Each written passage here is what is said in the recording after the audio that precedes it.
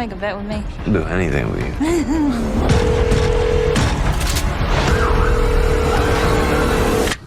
Here? Hi, Daddy. You all right? Yeah.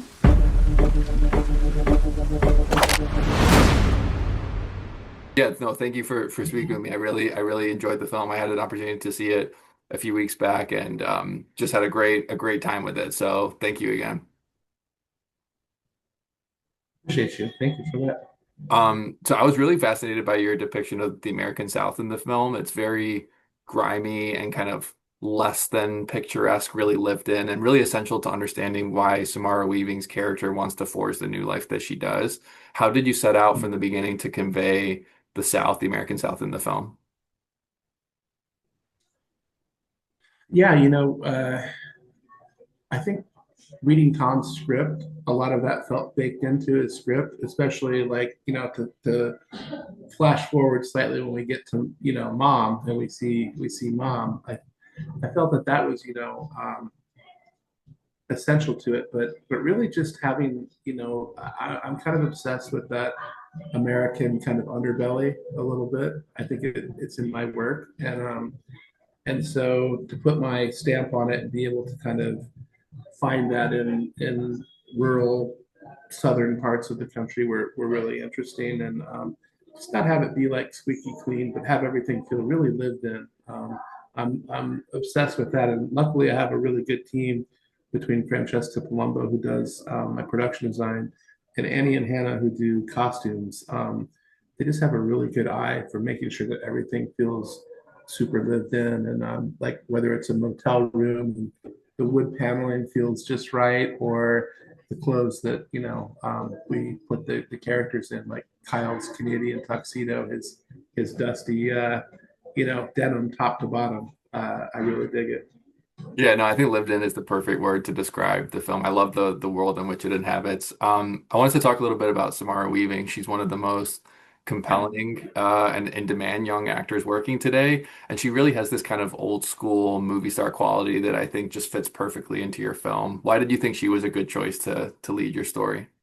I met Samara. She was one of the actors. I had seen her in Ready or Not, and I really loved her in Ready or Not. And I met with her in person, and she was just so, she was really like dressed down and very funny and very real and very grounded. And I think from my angle, um, that's how I saw her in the movie. Of course, she's very striking as well, but I wanted her to feel kind of like an every girl, and I thought that she had that ability to do it through humor and just being grounded and very real. It's not a super flattering role like in the beginning of it, I mean that she is a country girl, and she kind of gets swept away and meets this con man, and then sparks fly, and then she gets a little bit of the taste of the good life, and so it was cool to work with her, and I really felt like she kept Caroline very grounded, where people could identify with her. Yeah, no, definitely. I really think she did a great job with that. And obviously opposite her is Kyle Gallner, who I absolutely love and you've obviously worked with before. I just find him to be honestly one of the most underappreciated actors working today. He's absolutely phenomenal. What is it like to collaborate with him? And I'm curious how your creative partnership has evolved now that you've worked on a couple of films and recently wrapped post-production on another. Well, from the time that we shot Dinner in America to the time that we made this film, we had, several years. We had the pandemic, and then we had the strikes. This movie was actually supposed to shoot like a year or so before we actually shot it. Obviously, it's a summer movie, and you can't really go there in the fall or winter. It's going to feel totally different with the clothing, and Yeah. just like you can tell on screen that it's hot. Like when we shot it, it's 100 degrees and a lot of the time, and you can't really fake that. So we had to wait for it to come back and cycle through yet again after the strikes. And Kyle and I just had an enormous amount of time to talk, and we become really really close friends after Dinner in America. I consider Kyle a brother, and so outside of shooting, we talk about our own ambitions, what we want to do, types of characters we want to play. And I mean, when I read the script, I just thought, oh man, like this is perfect for Kyle. And actually, Samara had seen Dinner in America with her sister in Sydney, and she really was like, "Who the hell is this guy?" I love this guy, and they wanted to work together too. They had corresponded, so between that and Kira Sedgwick, who her daughter Sosie had worked with Kyle in Smile, and everybody was like saying Kyle would be great for this. Kyle, I was like, I know, he would absolutely be great for this. So yeah, our collaboration is not done. We are going to do more films together. He's a whenever I have, I'll like write with Kyle in mind now at this point. That's awesome. I love him. I just saw him in Cotton Fever recently. I'm not sure if you've seen that yet. It I was haven't seen it yet, but that's his Tribeca movie, right? yeah, yeah, yeah. Absolutely incredible. Oh my gosh. I can't wait. I can't Yeah, no, wait. I And think you'll is it love with that. him? Is it with Sosie who's It in is it? so she's his girlfriend in the film. Yeah, yeah, yeah.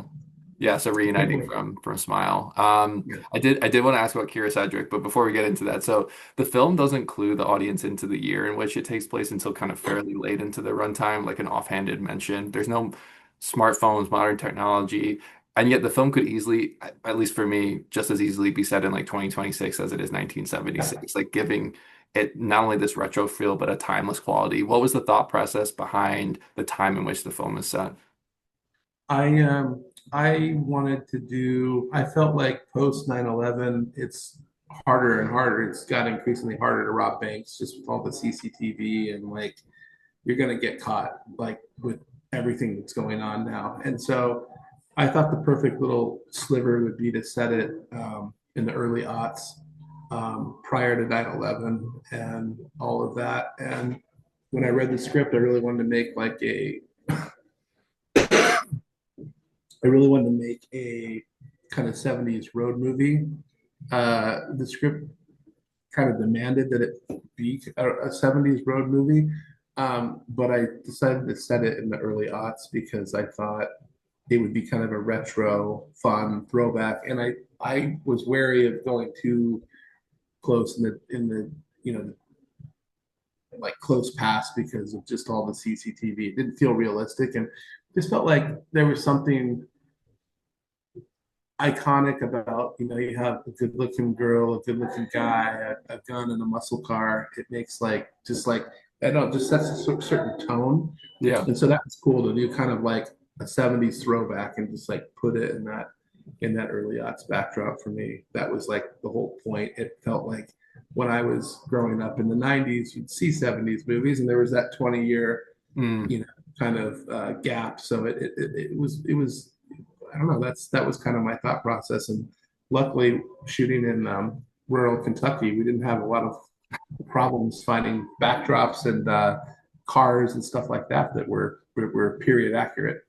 I love that though. I love the retro feel of the film. It definitely reminded me like shades of Badlands, Thelma and Yeah. Louise, Bonnie and Oh, yeah. Clyde.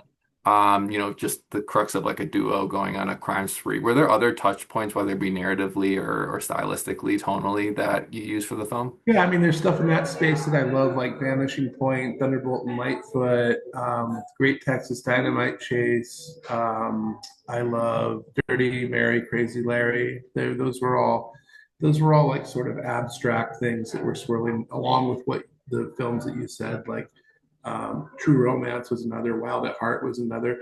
There's shades of all of that, but maybe just it's so abstract in my mind because you shoot this sort of script that you know Sorry. it, not to give too much away, but like there's very few gunshots in this movie, and when they happen, they matter in a very extreme sense. So I have a lot of films where it's a lot of gunplay and stuff, and this has like zero, except when it does, it's very heavy. So I felt like one shot changes the whole one gunshot changes the whole trajectory of the film in this.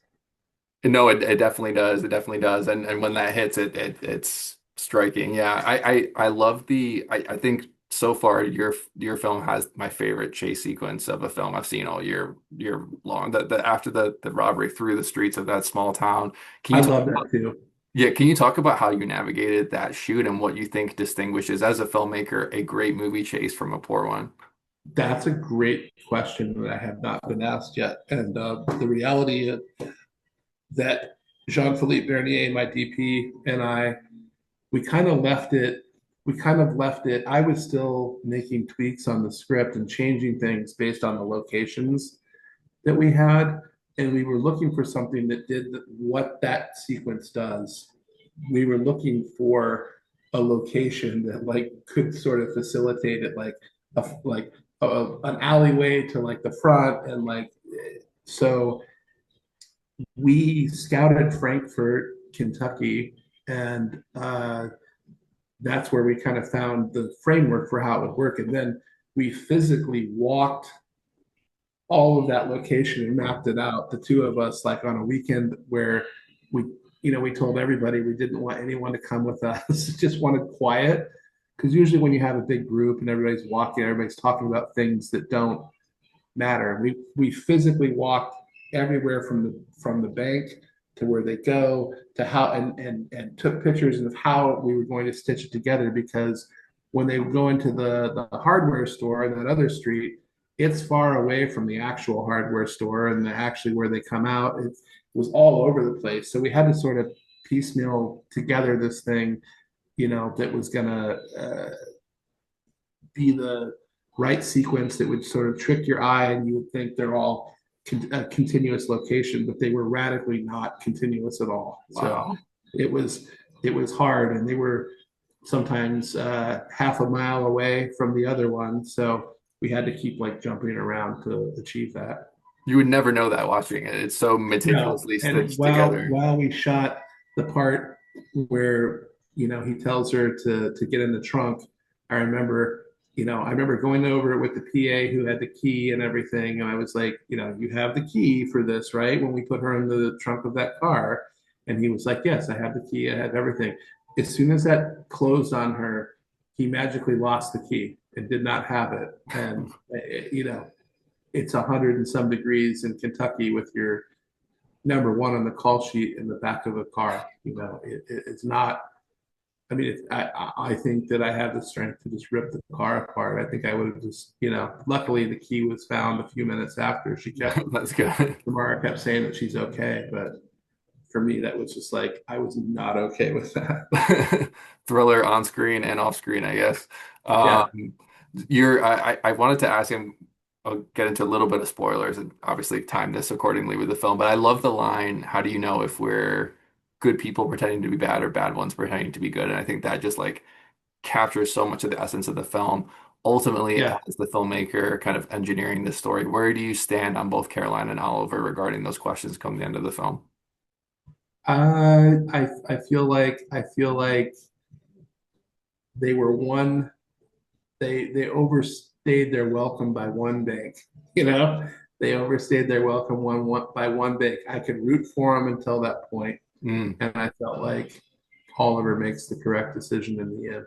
You know, using himself as sort of the sacrificial lamb, if you will. But I can root for him until that point, and then I still feel like I love them in that last moment. I love the idea of them, but I feel like Samara played it in a way that like shows just a little bit of space and a change that happened. Like also she tells when he asks about on the like what did your dad say?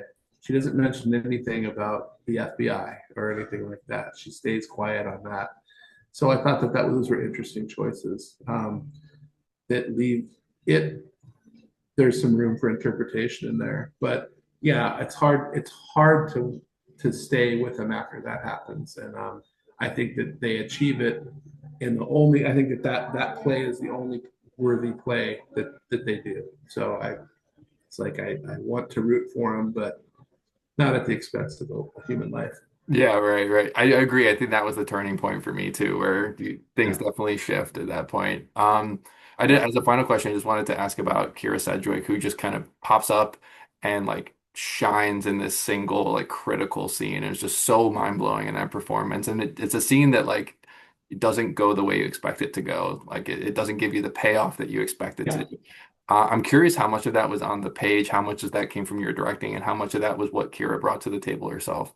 Well, it's a combination of all three, but I can tell you that of all the changes that were made to the script, that place in the script had zero touches to it. So it was always like that, although we changed a lot of other things in the script, um, and did an overhaul to it. That scene I always thought was just a standout scene. And if you look is with all the changes that we did make in the story, that one would not have made any difference because it's her meeting her mom. But Kira, I had told her ahead of time that I would not flow break her on the day that we would be able to shoot all of her scene work continuous, so she could have the full arc that the character has. And because it's a pretty beefy scene for we did all of that in like one day, all of her coverage, which is like 12 takes, and they're about 12 minutes a pop. Then you flip on Samara's side and you do the same. And we had a little bits and pieces the next day that were just like smaller shots, maybe PJ's coverage, the bartender, and like some close ups and some stuff of the guys that come into the bar. There was just some other little shots we had to pick up, but part of that reason why I think the scene is so good is because we just did it continuous and we treated it like a one act play, kind of its own thing. Yeah, no, it definitely feels like a one act play, but also just culminates the themes, everything so well. So, no, I really appreciate you speaking with me today. I really enjoyed the film. I cannot wait for more people to get their eyes on it and talk about it. Like I said, I think it's like a timeless film, a real throwback film. So, thank you again.